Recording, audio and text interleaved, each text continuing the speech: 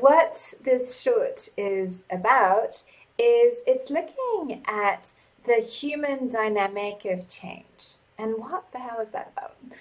What I've found is talking to people who are wanting to contribute to the transition and actually help people to make shift, whether it's at work or in terms of their own businesses. What I'm seeing is a lot of people who are real experts in their work, their expertise. And what they're doing is, so they're expert in certain knowledge. So whether it's expert in marketing or I've seen some experts in banking or experts in some aspects of the business. So they're experts in that.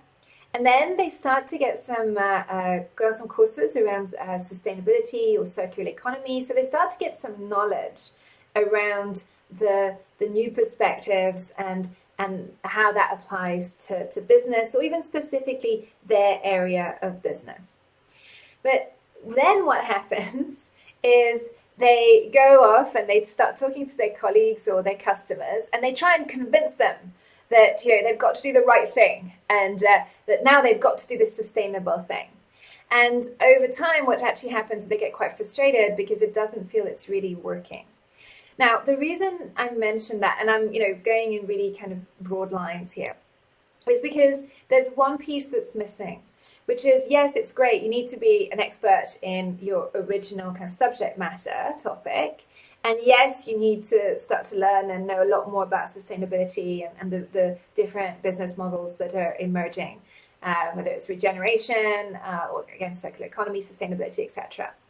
But there's a piece which is also where you need to become really masterful. And that's around what I call inspirational and transformational leadership, which relates to those human dynamics of change. And you need to become a master. This is like your Jedi moment. You need to be able to walk in any room and shift that room. And that is not about telling the room why they're wrong and what they should be doing in order to get it right. Okay? That does not inspire anything for anybody, and it doesn't usually lead to any transformation. It just, more often than not, leads to some form of polarization and people digging their heels in.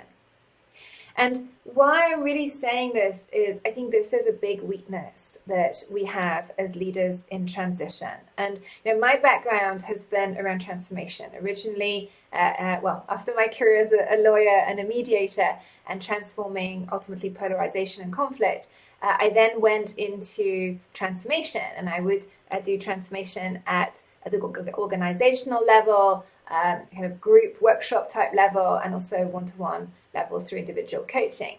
And so the transformation piece is actually an art to get people to want to transform, and then to guide them through that whole transformation process is a thing.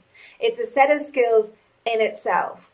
And that requires us to be an emotionally intelligent leader, but beyond that, to be aware of what are the right buttons that we need to press to get people to ultimately embrace what we are sharing with them. And not only that, how do we guide them to reorient themselves in this new reality that we are trying to inspire them to, so that they can actually take it on for themselves as their own? Rather than, the naughty person that's been doing everything wrong, and now, they've seen the light that you're the one who's right, and so, they're just going to be a good boy and a good girl, right? That is just not what we want, because that is not creating sustainable change. What we know in terms of models of sustainable change, that just doesn't cut it, because the other person really has to want it for themselves. It has to be connected to change that they want for themselves.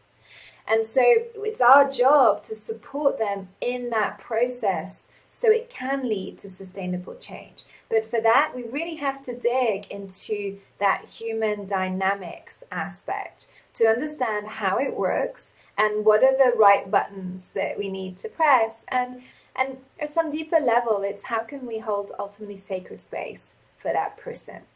Because what we're asking them to do is to make a big change, and maybe to put some big things on the line in order to make that big change. And sometimes we just forget that. We we're just so into the let me convince you that we don't leave them enough space to be able to incubate around something new. And so, and let alone kind of sit with them during that process. So I wanted to just raise that in this short. And in the comments, let me know, where are you at in terms of this human dynamics of change and being able to really navigate that with awareness, consciously, and well, so that you can really catalyze the transformation that you want to catalyze.